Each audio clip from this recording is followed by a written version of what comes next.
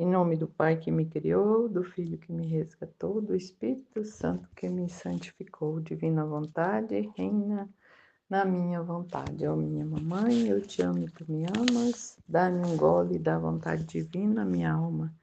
Me abençoa, Mãe, para que todas as minhas ações sejam feitas diante de vossos olhos maternais. Suprema Majestade, eu venho em sua divina vontade.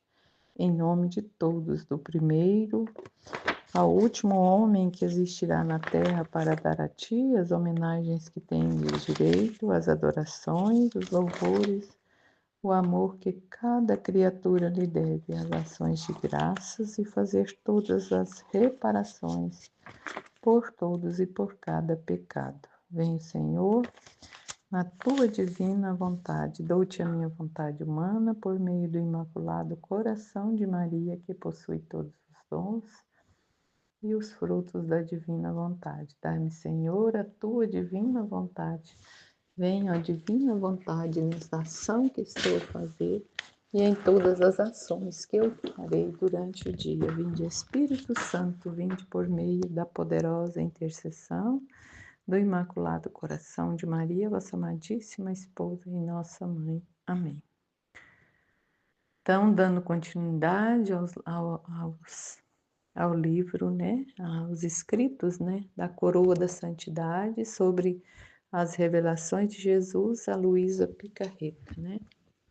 Então, Santo Afonso Ligório. Santo Afonso Ligório foi um bispo e teólogo italiano que também é médico da Igreja, escritor prolífico. Ele é especialmente conhecido por suas ideias incríveis sobre a Mariologia, muito antes de uma compreensão tão profunda das glórias de Maria. O título de um de seus livros, Ser Comum, ele também é conhecido por seus profundos ensinamentos sobre a vida espiritual e moral, e como a maioria dos maiores escritores católicos da sua época, foi desprezado pelos jansenistas. Dos ensinamentos do Santo Afonso, o grande padre Alman escreve: se o amor é a essência da santidade cristã, e se o amor é a amizade, então o amor se constitui a perfeição, implicará necessariamente conformidade com a vontade de Deus.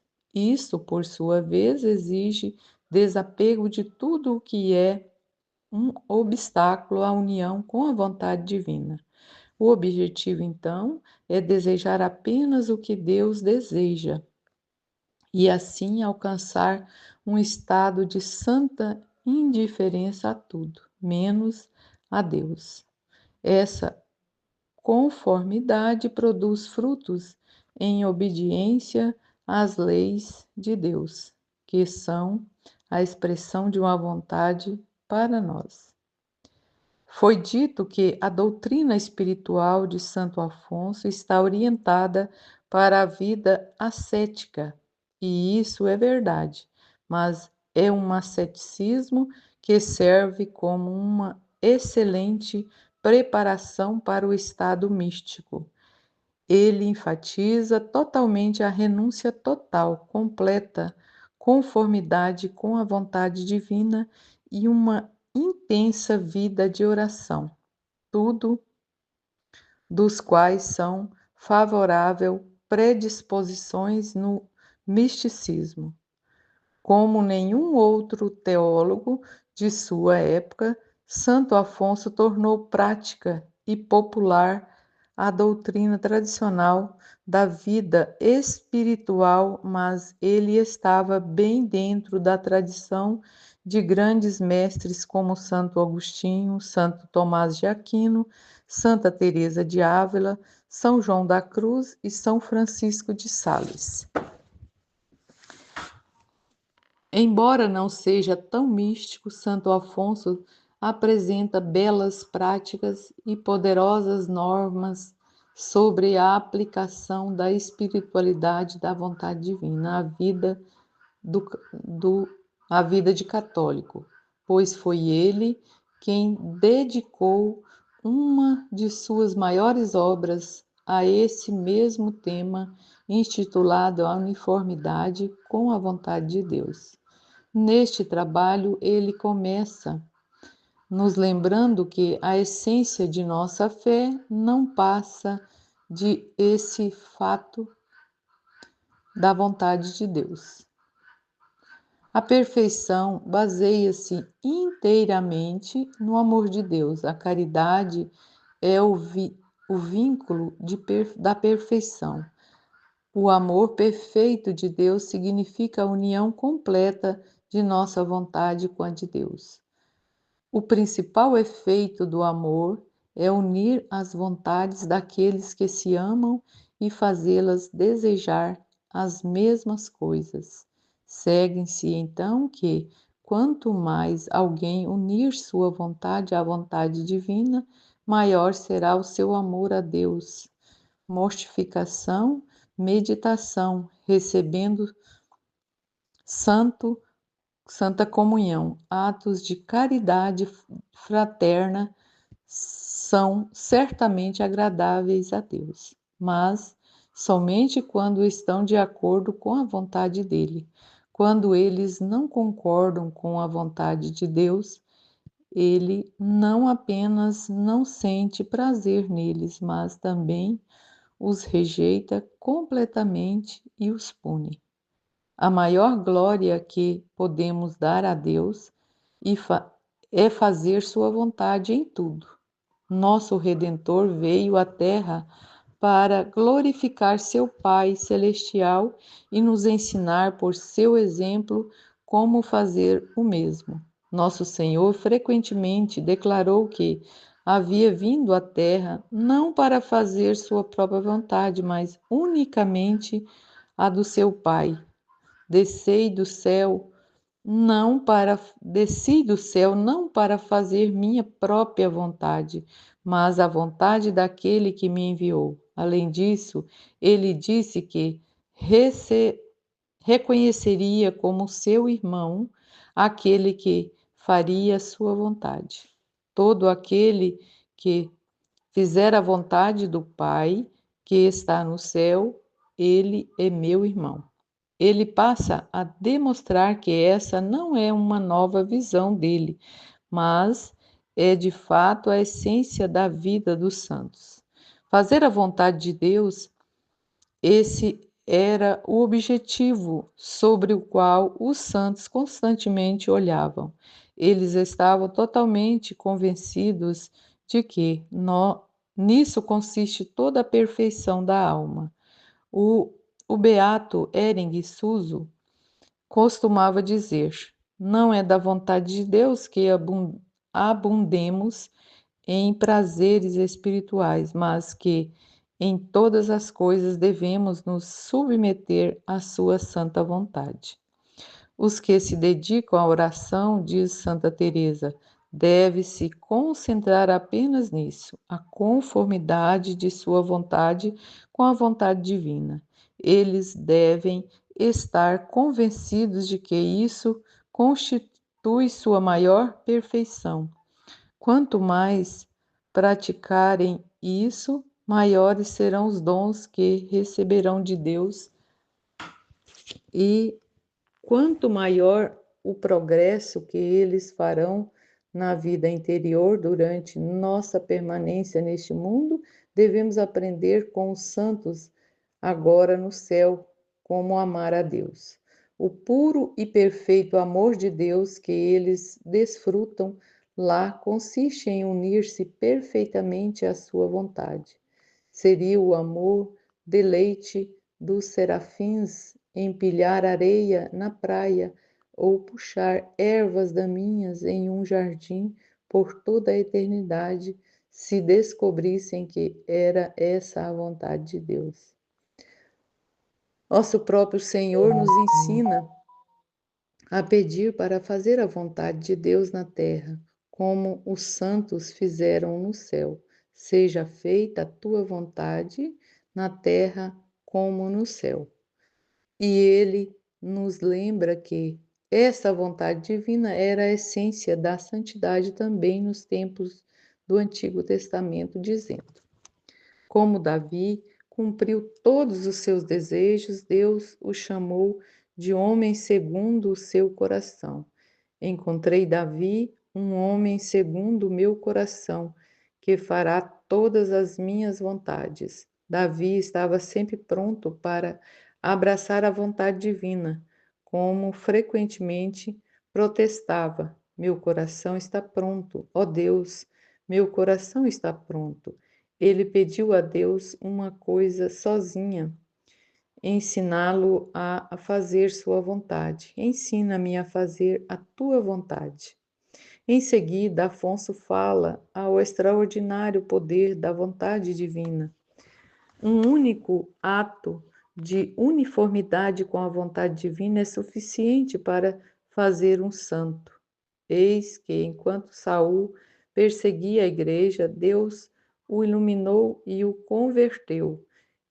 O que Saul faz? O que ele diz? Nada mais que oferecer-se para fazer a vontade de Deus.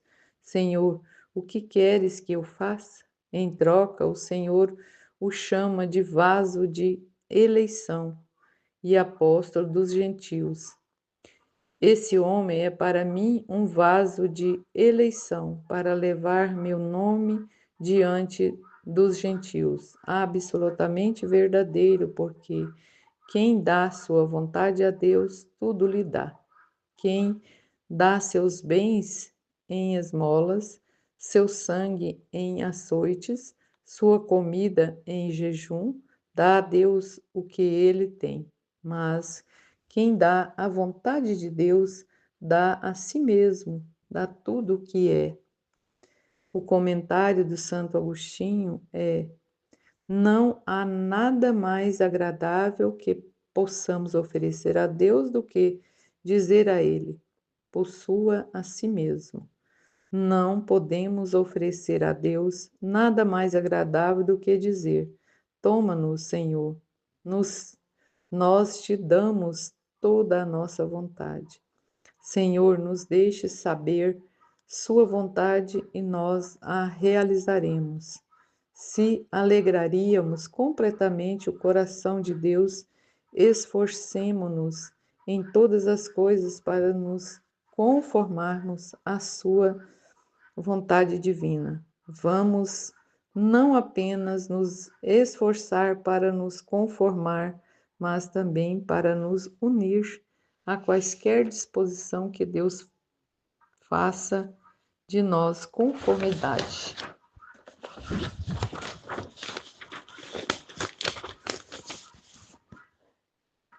Significa que juntos nossas vontades à vontade de Deus. Uniformidade significa mais, significa que fazemos uma vontade da vontade de Deus e da nossa, para que somente desejamos o que Deus deseja, que a vontade de Deus sozinha é a nossa vontade. Este é o cume da perfeição e a ele devemos sempre aspirar. Esse deve ser o objetivo de todas as nossas obras, desejos, meditações e orações.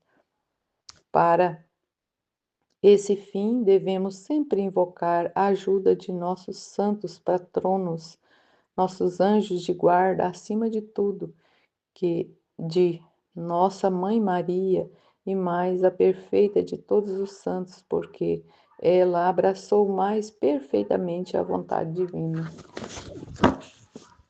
Para que ninguém se preocupe com o fato de que essa uniformidade seja uma tarefa deprimente, Afonso nos lembra que a maior felicidade e perfeita paz se encontra na vontade divina e somente nela.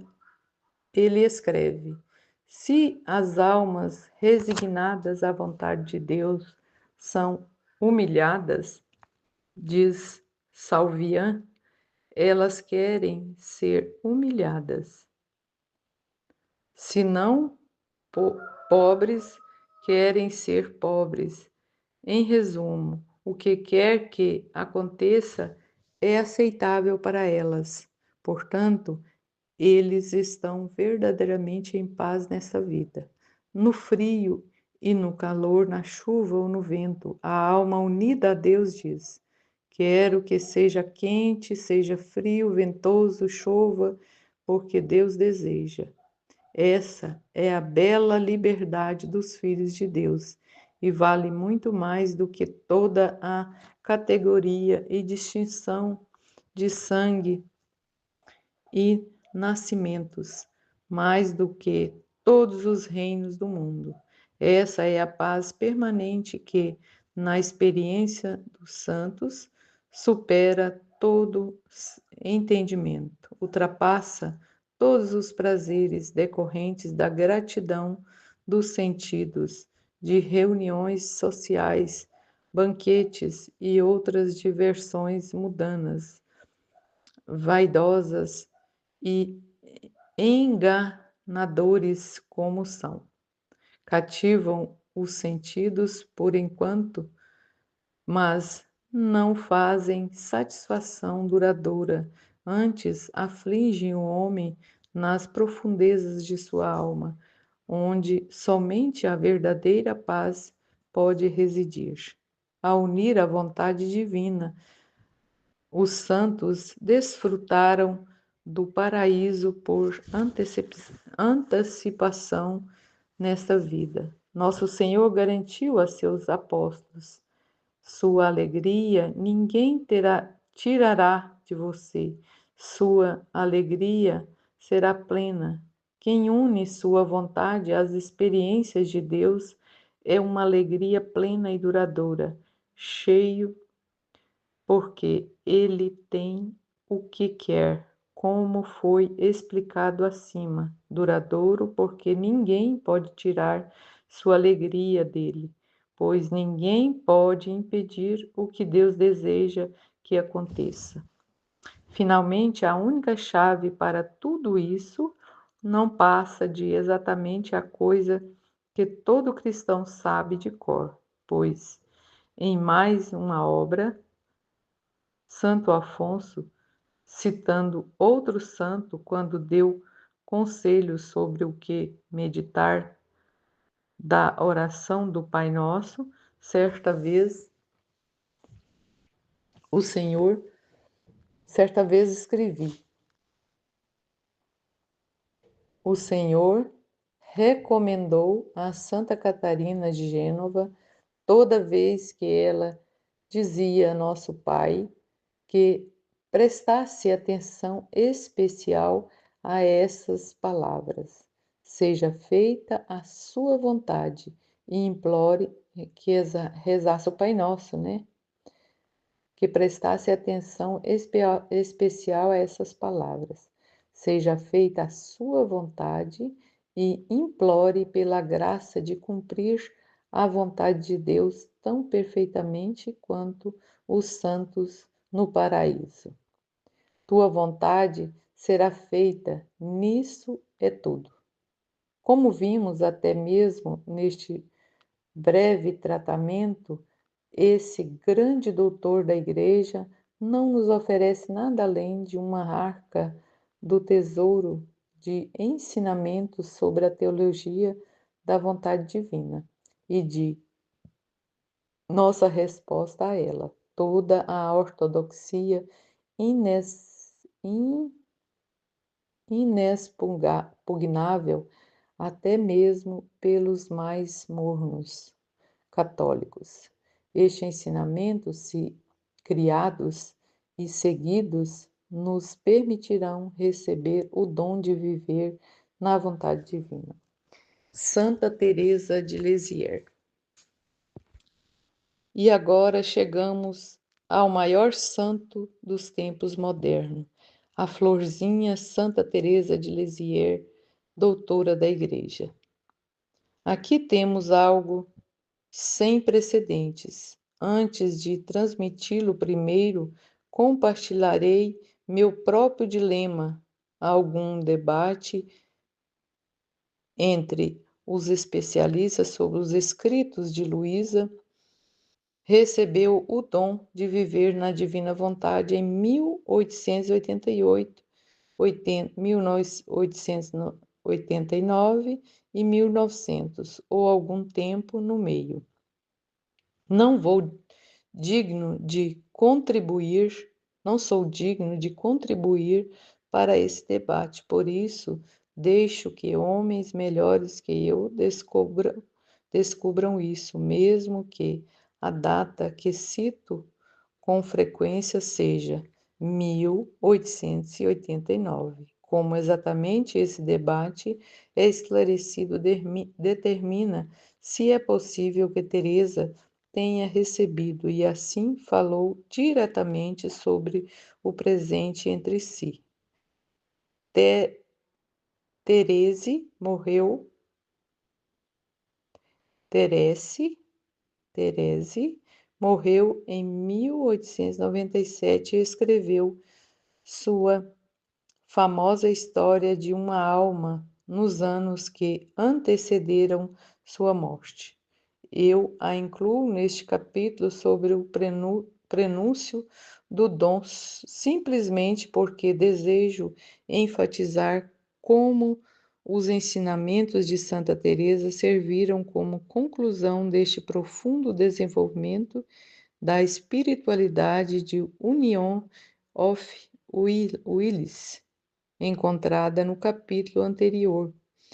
Sessões, cada dedicada cronologicamente para os escritos anteriores sobre o mesmo tópico, mas pode muito bem ser que Terese pertence mais aproximadamente na seção O Presente em outro lugar na revelação particular, pois embora Teresa não tenha recebido especialmente mensagens claras ou aparições diretas de Jesus, é inegável que ela recebeu clara luz dele e que ele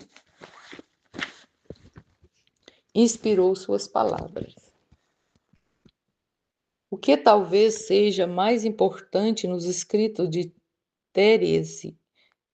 Santa Teresa, né, é a facilidade de receber de Deus este grande presente de alturas sem precedentes de santidade. Ela escreveu sua autobiografia.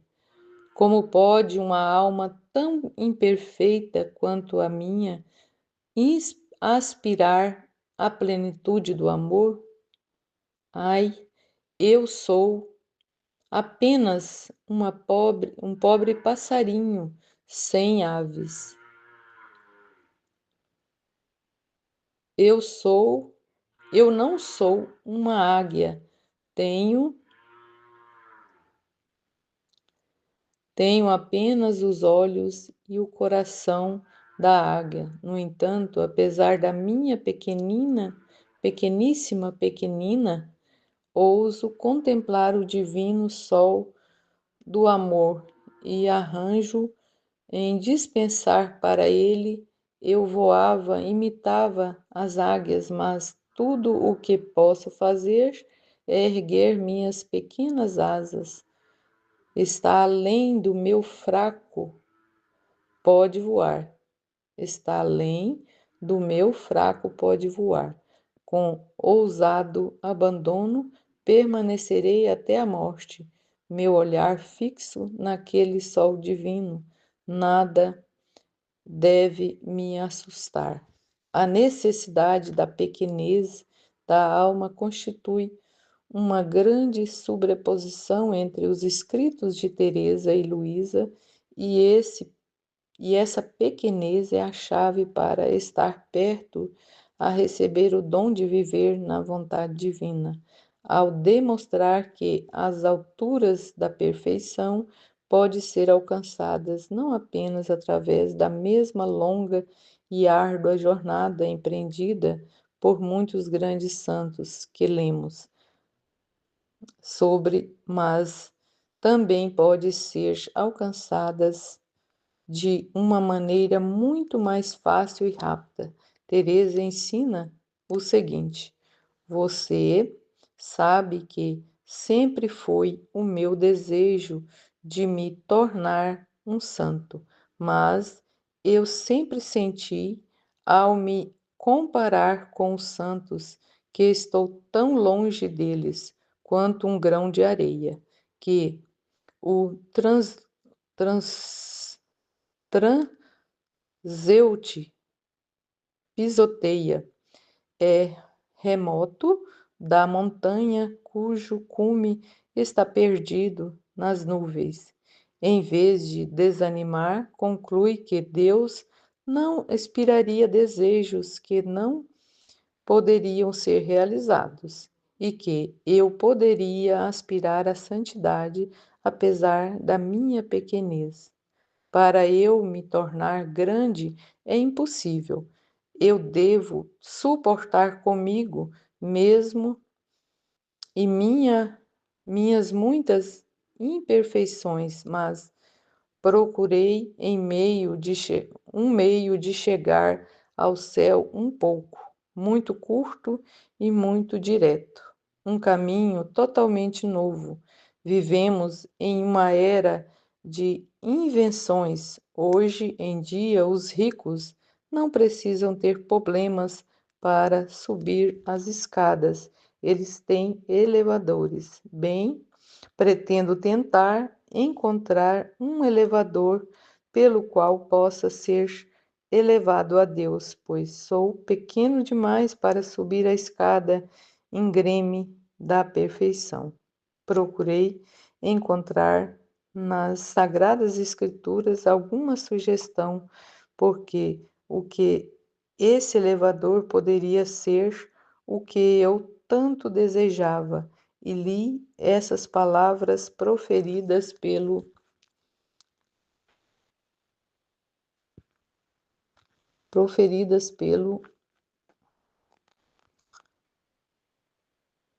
a própria eterna sabedoria. Todo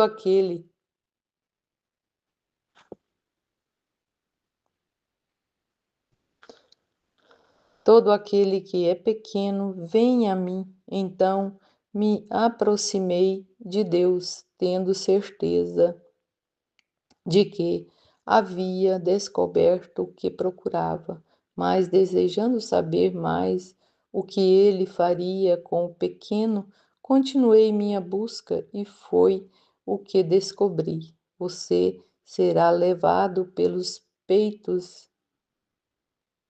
e joelhos, como alguém a quem a mãe acaricia. Eu também te confortarei. Nunca fui consolado por palavras mais ternas e doces. Os teus braços, então, ó Jesus, são o elevador que deve me elevar até o céu.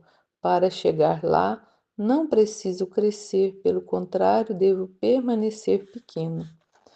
Uma irmã religiosa escreveu uma vez para Terese dizendo-lhe que seu pequeno caminho era realmente um ótimo caminho, embora Terese diga que ela é apenas um passarinho incipiente com uma asa quebrada que não pode esperar subir às alturas das águias. Os grandes santos, ela é, na realidade, apenas outra águia voando nos céus. Esta visão provavelmente é compartilhada com muitos católicos quando eles são apresentados ao caminho de Santa Teresa.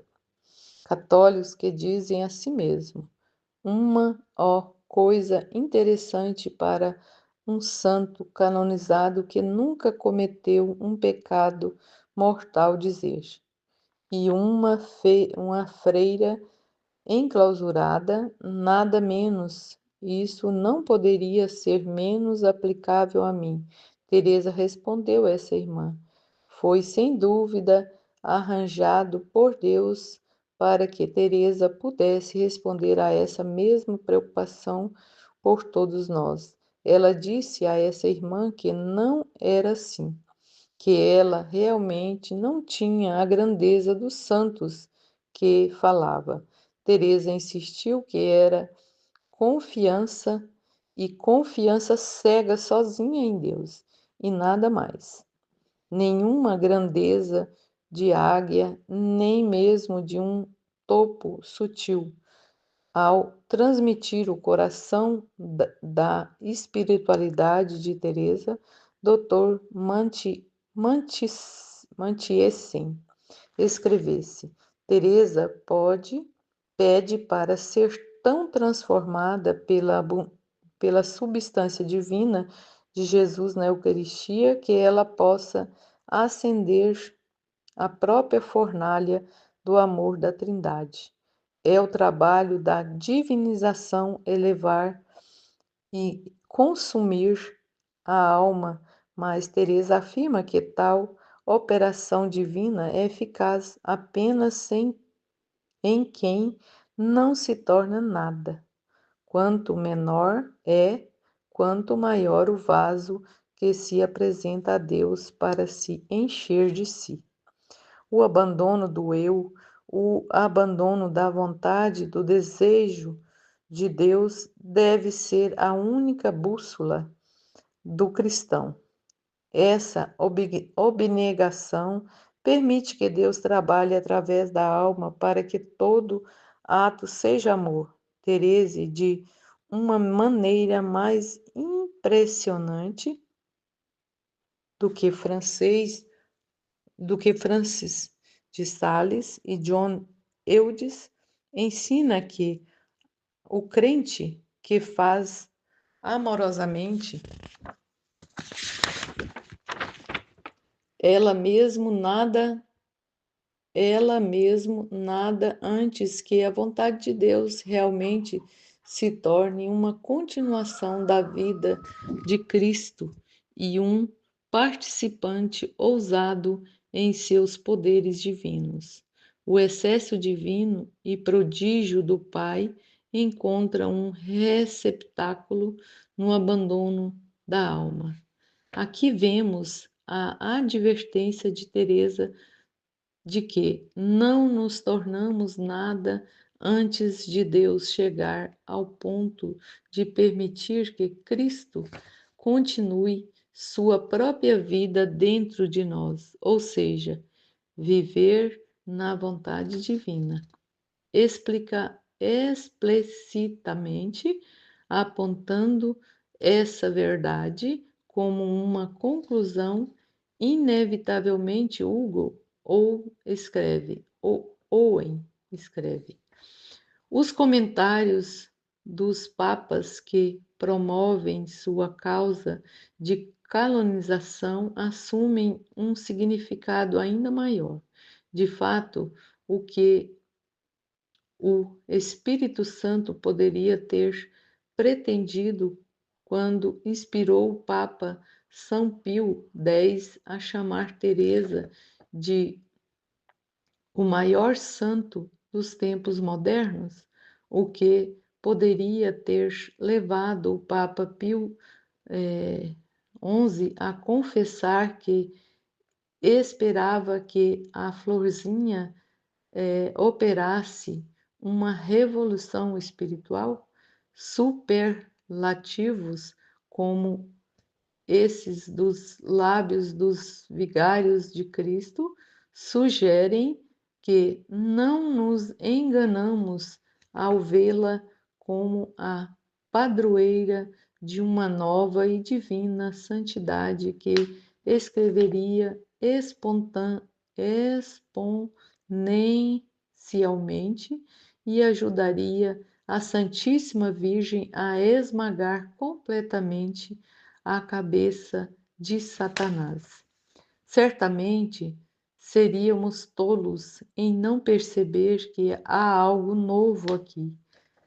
M.R. Owen está correto. Não podemos simplesmente desconsiderar vários papas falando com uma ênfase superlativa na espiritualidade de Therese. Nos resta concluir que isso marca uma virada. Essa virada nos leva a Luísa. Na biografia oficial de Luísa, sancionada pela Igreja, publicada pelo Vaticano Lemos,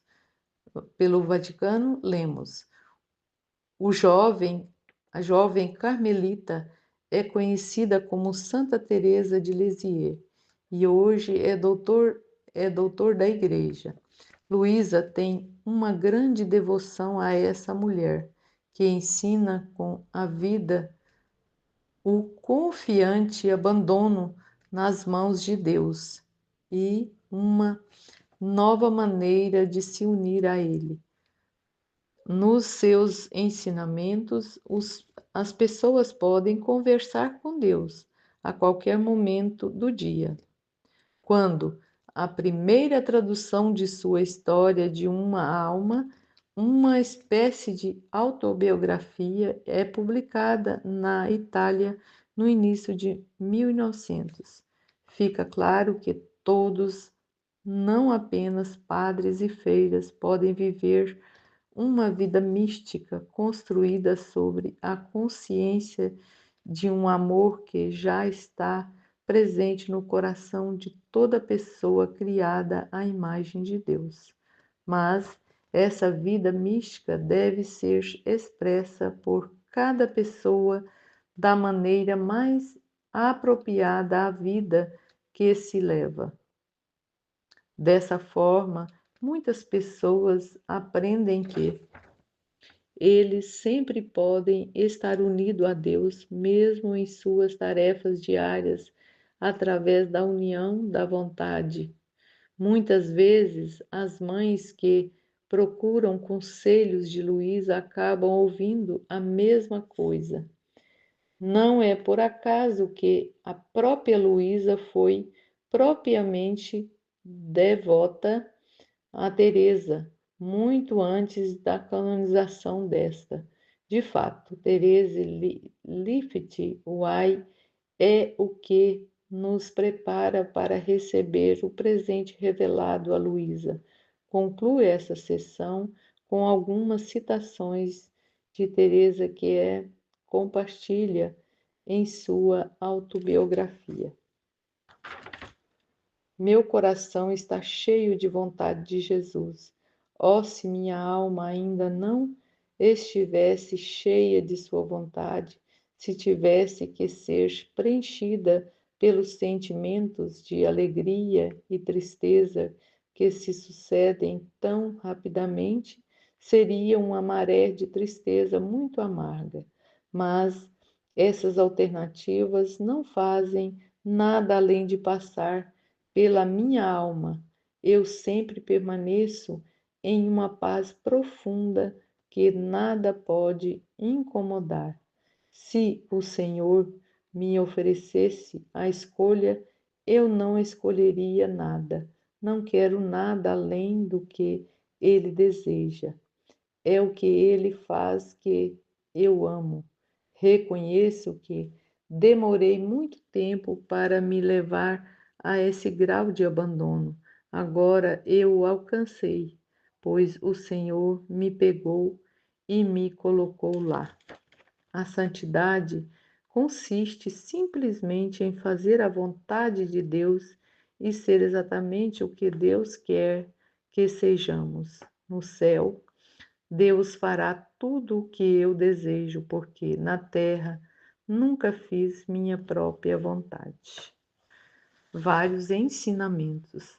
As sessões anteriores mostram um quadro claro, aquele em que a união com a vontade divina é o padrão último da vida espiritual servindo como sua origem, seu fim e o alento da vida que a sustenta a cada momento intermediário. É claro que, por uma questão de espaço, infelizmente tive que deixar muitos santos dignos e outros escritores fora dessa consideração. Portanto, tanto quanto eu gostaria de dar há dezenas de outros santos suas próprias sessões, neste capítulo devo me conter e terminar o capítulo com uma coleção de citações sobre a vontade divina de uma variedade de santos. Primeiro, apresentaremos vários trechos que selecionei. Um ano com os Santos, um livro maravilhoso publicado em inglês em 1991, com um imprimatur do então arcebispo de Nova York, Michel Corrigan. Ele fornece muitos belos trechos de inspiração de a vida dos santos. Um tema abrangente nele é a vontade divina. Um ato de resignação à vontade divina, quando ordena o que é repugnante para nós, vale mais do que 100.000 sucessos de acordo com nossa própria vontade e prazer. São Vicente de Paulo. Quanto no meio de todos os seus desastres, o santo já mereceu diante de Deus por sua dominus dedite, dominus obstuti. O Senhor deu e o Senhor tirou.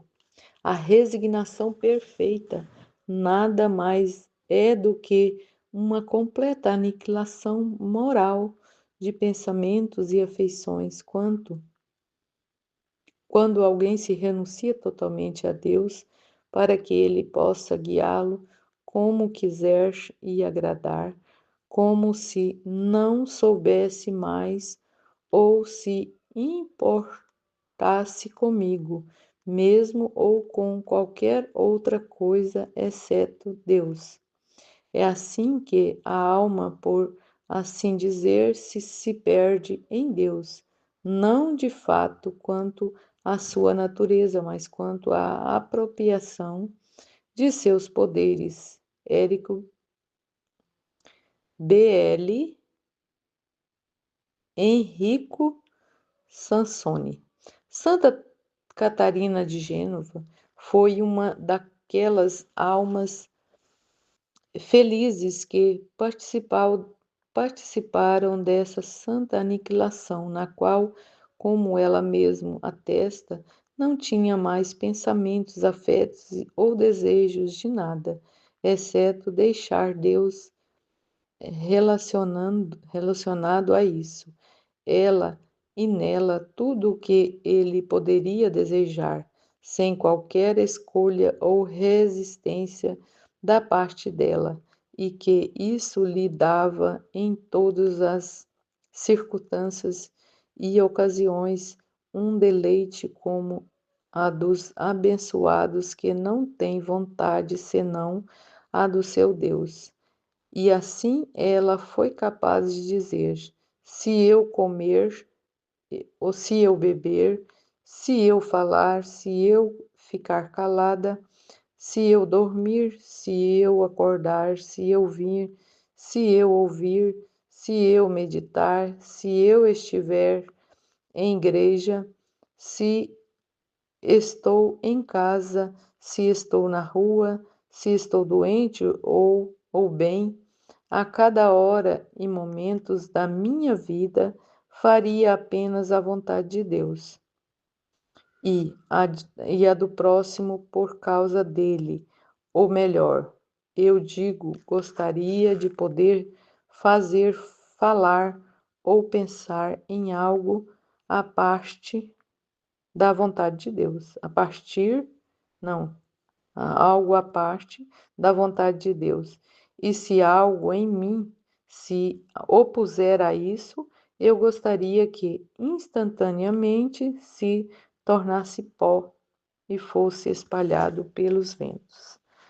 Quando será que devemos provar a doçura da vontade divina em tudo o que acontece conosco, considerando em tudo apenas o seu bom prazer por quem É certo que a adversidade é enviada com tanto amor quanto prosperidade e tanto para o nosso bem, quanto devemos nos lançar sem reservas nos braços do nosso Pai mais amoroso do céu, no céu, deixando para Ele o cuidado de nós mesmos e dos nossos assuntos, reservando apenas o desejo de agradá-lo e de servi-lo bem em tudo o que podemos.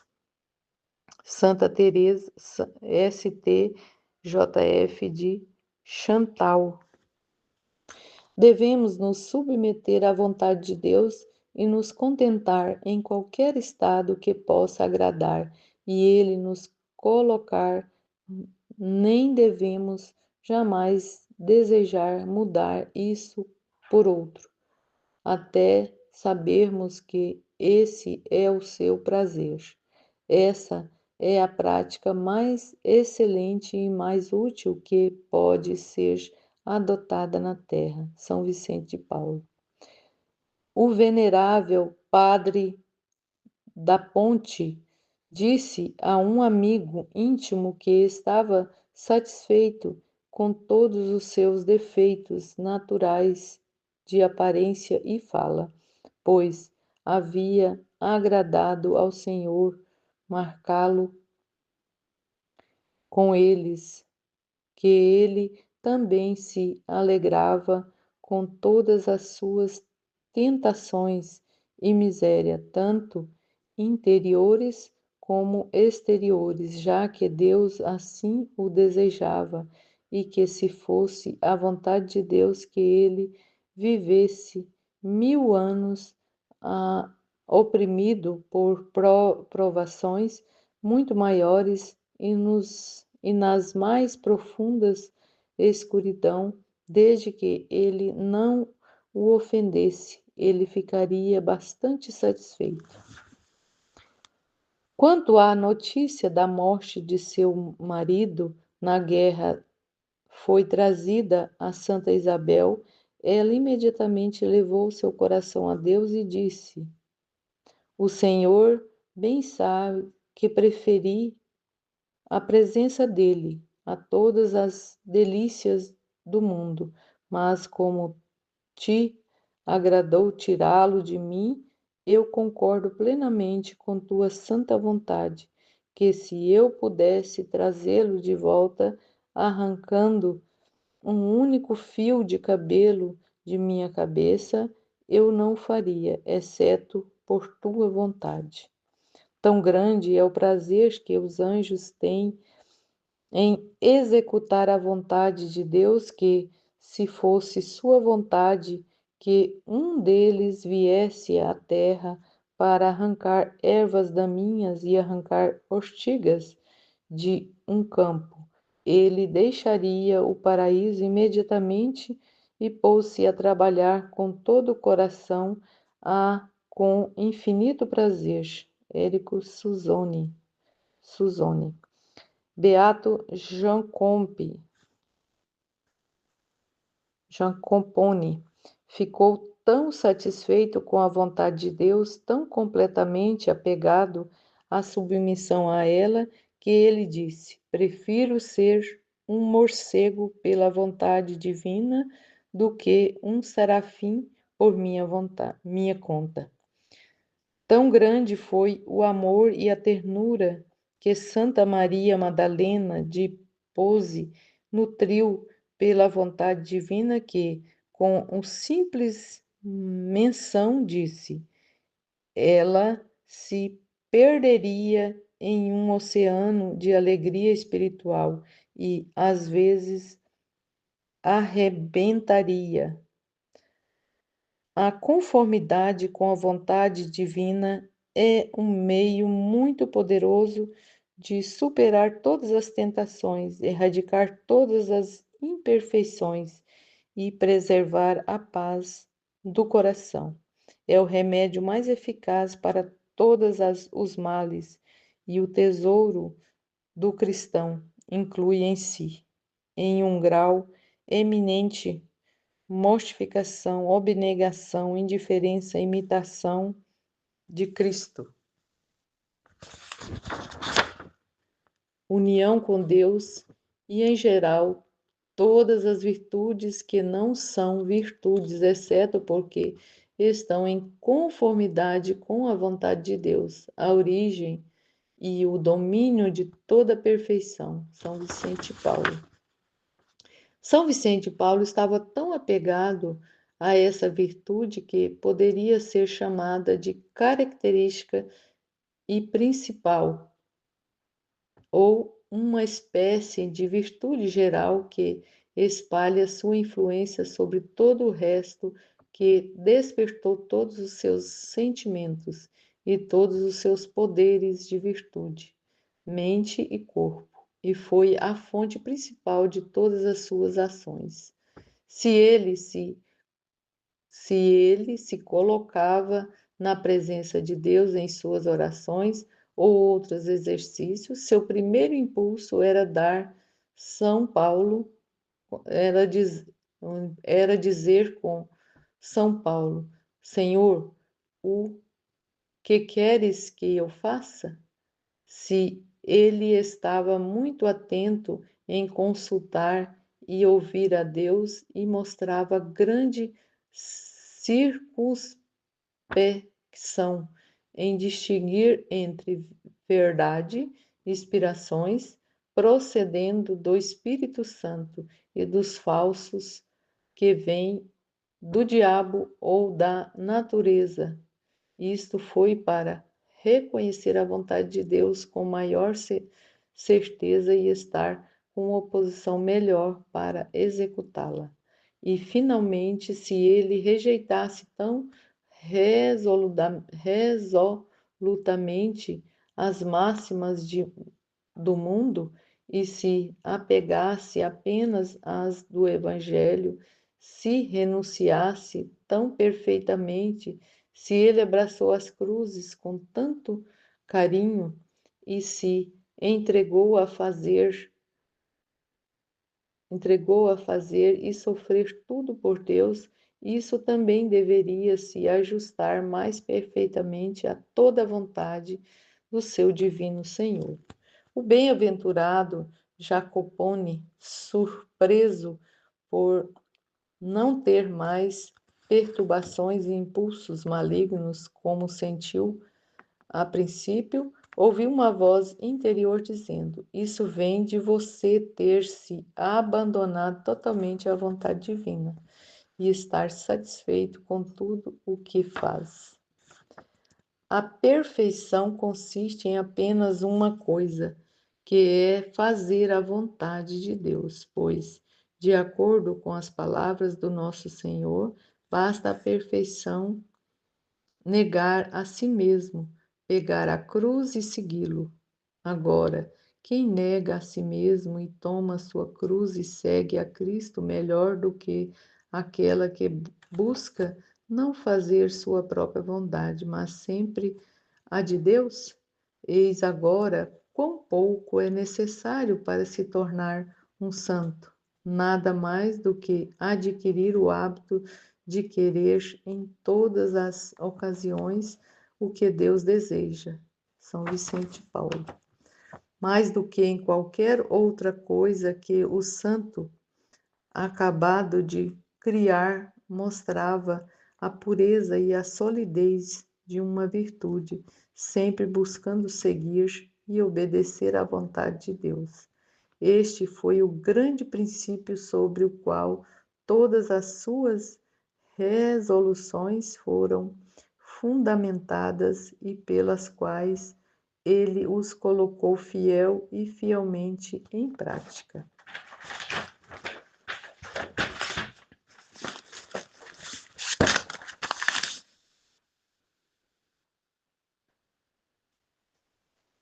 Pisoteando seus próprios interesses e preferindo a vontade divina, a glória e o serviço de Deus a qualquer outra coisa, sem exceção.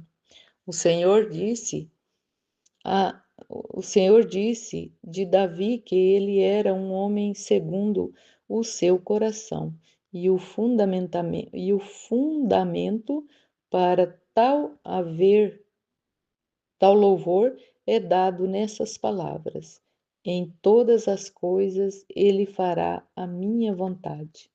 Santa Maria Madalena de Passe estava tão apegada a essa prática que costumava dizer que nunca iria determinar nada, por mais trivial como ir de um cômodo para o outro, se pensava que não estava em conformidade com a vontade divina, nem ela omitiria fazer qualquer coisa que acreditasse em conformidade com isso. E acrescentou que, se lhe acontecesse em meio a uma ação que tal ato fosse contrário à vontade de Deus, ela abandonaria no instante, embora isso pudesse custar sua vida.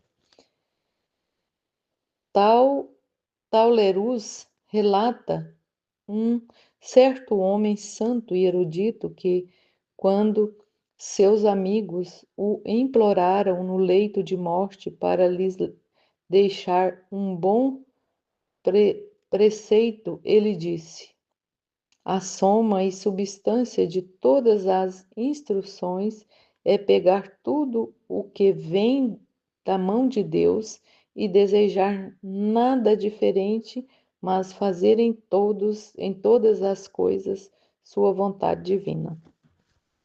Santa Maria Madalena de Passe, conhecida essa verdade mais importante e com a orientação de uma luz tão clara, ela sabia como submeter a sua vontade à de Deus, com tanta perfeição que sempre se contentou com o que lhe acontecia dia após dia, nem jamais desejou algo extraordinário. Ela estava acostumada a dizer que considerava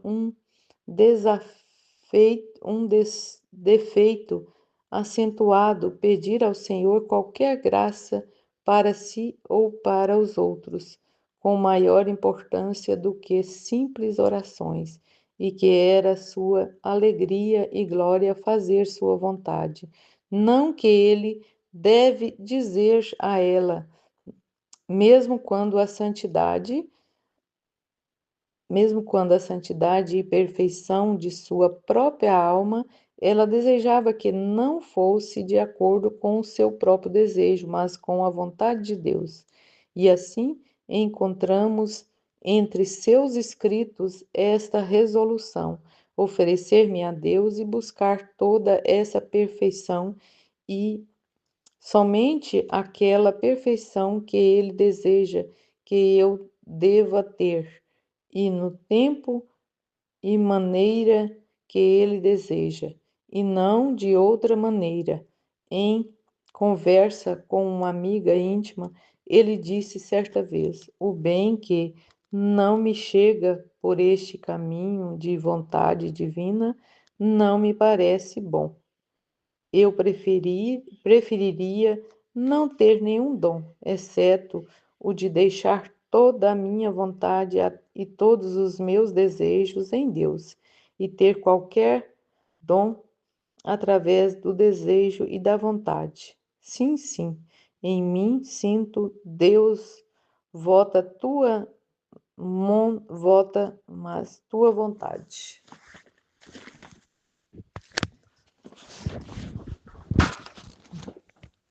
Não meu seja feita. A graça que pedia com mais frequência e sinceridade ao Senhor era essa, que ele faria permanecer até a morte inteira, sujeita submissa à sua vontade e prazeres divinos. Portanto, não é de admirar que ele tenha se tornado tão tão santa, se tornado tão santa.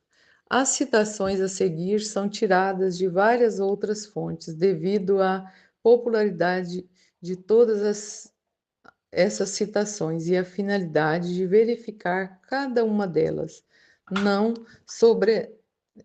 sobrecarregarei você com um dilúvio de notas de rodapés individuais. Muitos, no entanto, foram retirados de site Lírio Branco de Trindade. Mas, acima de tudo, preserve a paz no coração. Isso é mais valioso do que qualquer tesouro. Para preservá-lo, não há nada mais útil do que renunciar à sua própria vontade e substituí-la pela vontade do coração divino.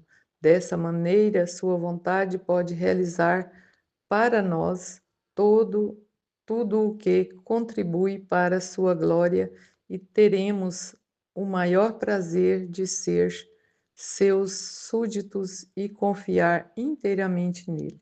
Santa Margarida Maria Alacoque. Senhor, o que queres que eu faça? Eis o verdadeiro sinal de uma alma totalmente perfeita. Quando alguém chega ao ponto de desistir da sua vontade tão completamente que não procura mais, espera ou deseja fazer, deva fazer o que Deus deseja. São Bernardo. Não poderia haver um sinal mais seguro do amor de Deus por você do que essa dor que ele lhe enviou. Adore a vontade divina. São Paulo da Cruz. Tudo o que inicialmente em oração tem que fazer, e você não deve esquecer isso, porque é muito importante, é trabalhar e ser resoluto e preparar-se com toda a diligência possível para levar sua vontade à conformidade com a vontade de Deus. Como direi mais adiante, você pode ter certeza de que isso compreende a maior perfeição que pode ser alcançada no caminho espiritual. Santa Teresa de Jesus: ninguém terá outro desejo no céu além do que Deus deseja, e o desejo de um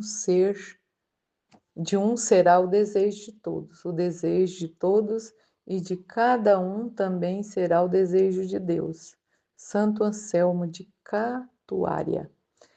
É necessária mais determinação para subjugar o homem interior de que mortificar o corpo e quebrar a vontade do que quebrar os ossos.